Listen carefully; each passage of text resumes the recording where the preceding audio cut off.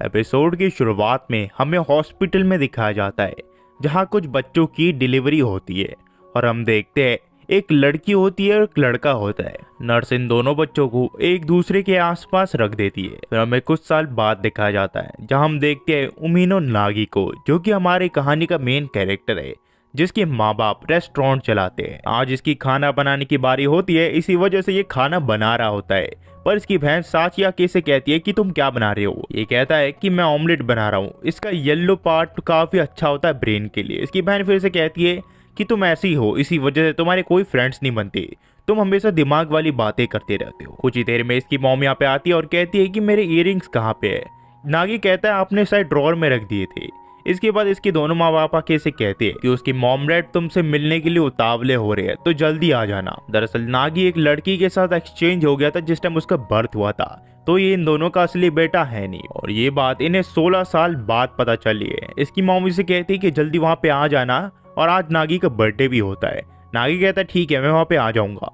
नागी फिर तैयार होने लग जाता है। उतने में उसकी बहन साची आके इससे पूछती है क्या तुम उनकी फैमिली में ज्वाइन होने वाले हो। ये कहता है कि अब मैं काफी ज्यादा बड़ा हो चुका हूँ और मुझे नए पेरेंट्स की कोई जरूरत नहीं है, और बात रही उनकी फैमिली में ज्वाइन होने की तो मैं इन्हें साफ मना कर दूंगा। यहाँ साची रोते हुए कहती है कि मैं नहीं चाहती मेरे बड़े भाई को कोई मुझसे छीन ले। नागी फिर कहता है चिंता मत करो, मुझे उनका बच्चा बनने का कोई भी मन नहीं है, इसी वजह से मैं उन्हें डायरेक्ट मना कर दूंगा। नागी फिर अपने स्कूल जाने के लिए निकल जाता है, पर वो देखता है कि एक लड़की ब्रिज के ऊपर चढ़ी हुई है और वो गिरने वाली है। उसे लगता है कि ये सुसाइड करने वाली है, इसी वजह से नागी से समझाने की कोशिश करता है कि ऐसा करने से पहले उसे 2 बार सोच लेना चाहिए, और चिल्लाने लग जाता है और ये सोचता है कि कहीं गिर ना जाए, इसी वजह से इसे पकड़ने के लिए जाता है, और गलती से इसे पकड़ते टाइम इसके हाथ इसके बूब से पड़ जाते हैं, जिससे ये काफी ज्यादा गुस्सा होती है और इसे चाटा मारती है और कहती है कि वो अपने आप को मारने का सिर्फ नाटक कर रही थी, वो इसकी वीडियो बनाने वाली थी ताकि वो इसे इंस्टा पे अपलोड कर सके। नागी फिर ये पूछता है क्या तुम ये फॉलोअर्स पाने के लिए कर रही हो। ये कहती है कि मेरे पास बहुत सारे फॉलोअर्स है, मुझे ये सब करने की कोई जरूरत नहीं है। नागी फिर सोच रहा होता है इसका चेहरा तो मैंने कहीं देखा है, मुझे याद नहीं आ रहा पारे। फिर ये कहती है ये वीडियो ये इसलिए बना रही थी ताकि ये इसे अपनी मॉम को भेज सके, क्योंकि इसकी मॉम इसकी शादी कराने वाली है। नागी कहता है क्या शादी, ये तो बहुत ही ज्यादा जल्दी हो गया। ये कहती है कि तुम्हें पता नहीं 16 साल की उम्र में तुम शादी कर सकते हो। नागी को फिर याद आता है कि हाँ 16 साल की उम्र में तो ये लोग शादी कर सकते हैं। ये इसे फिर बताती है इसका नाम अमानो एरिका है और ये orphans girl academy 2nd year में पढ़ती है।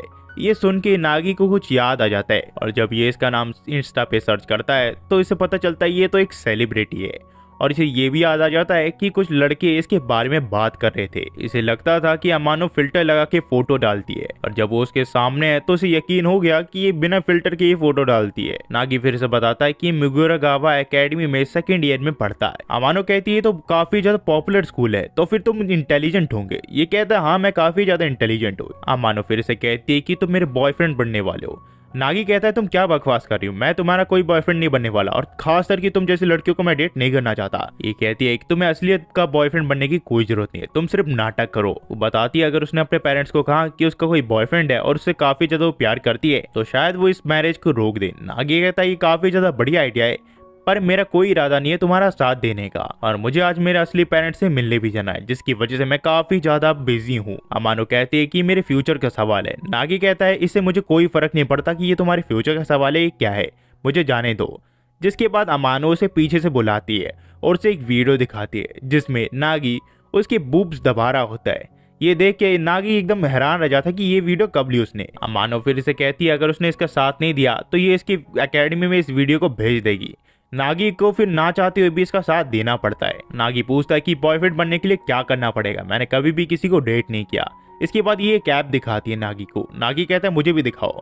यहाँ ये कहती है कि 2 मिनट हटो, और भागा दौड़ी में इनकी एक फोटो खिंच जाती है। नागी को फिर एक आइडिया आता है, वो कहता है कि तुम इस फोटो को भी अपने पेरेंट्स को भेज सकती हो ताकि उन्हें पता चल जाए कि तुम्हारा एक बॉयफ्रेंड है, जिससे तुम्हारी प्रॉब्लम सॉल्व हो सकती है। अमानो कहती है फोटो काफी बेकार है, हमें एक और फोटो लेनी चाहिए। और नेक्स्ट फोटो जब ये लेते हैं तो काफी गंदी आई होती है।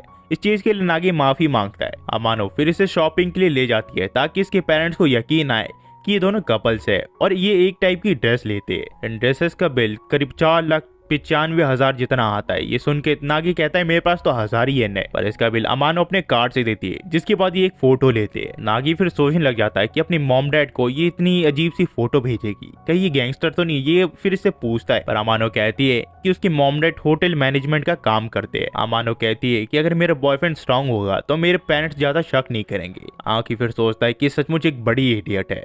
जिसके बाद अमानो कहती है कि मैं फोटो इस वजह से लेती हूँ क्योंकि जब आप उस फोटो को देखो तो फोटो आपको एहसास दिलाए कि ऐसा भी पल आपने जिया हो।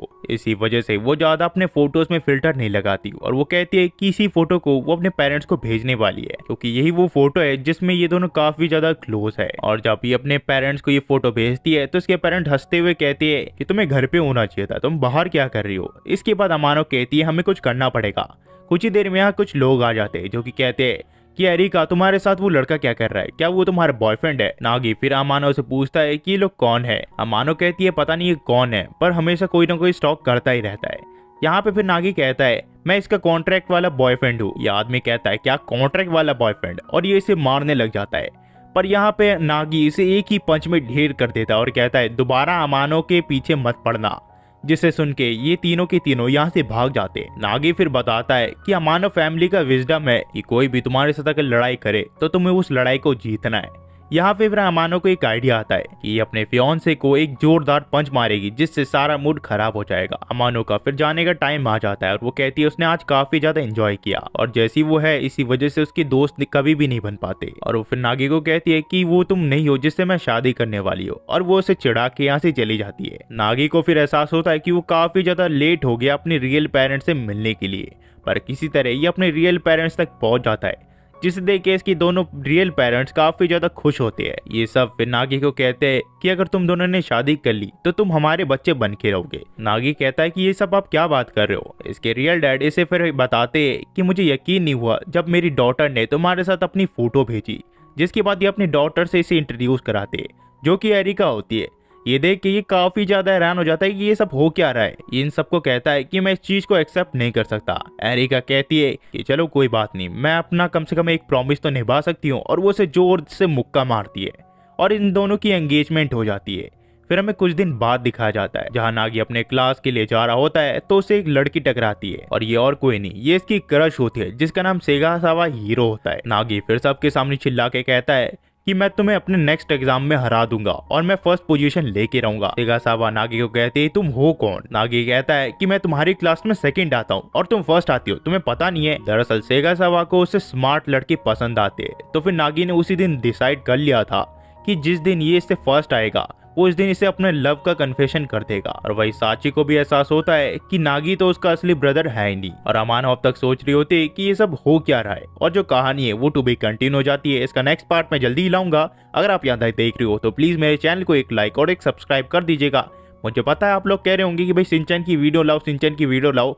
आपकी कई सारी वीडियोस उड़ चुकी है और कैसी उड़ी है आप सबको पता है। 2 स्ट्राइक की वजह से मेरे चैनल को टेक डाउन कर दिया है, मतलब चैनल एकदम बंद नहीं हुआ, 2 स्ट्राइक आ चुकी है तो फिर भाई खत्म हो चुकी रही। तो मुझे पता है यार मेरा ये चैनल ज़्यादा नहीं चलने वाला, बट कोई नहीं, मैं फिर भी ट्राई कर रहा हूँ। तो अगर आपको मेरे चैनल को सपोर्ट करना है तो मेरे चैनल को एक लाइक और एक सब्सक्राइब करके और एक कमेंट करके आप सपोर्ट दिखा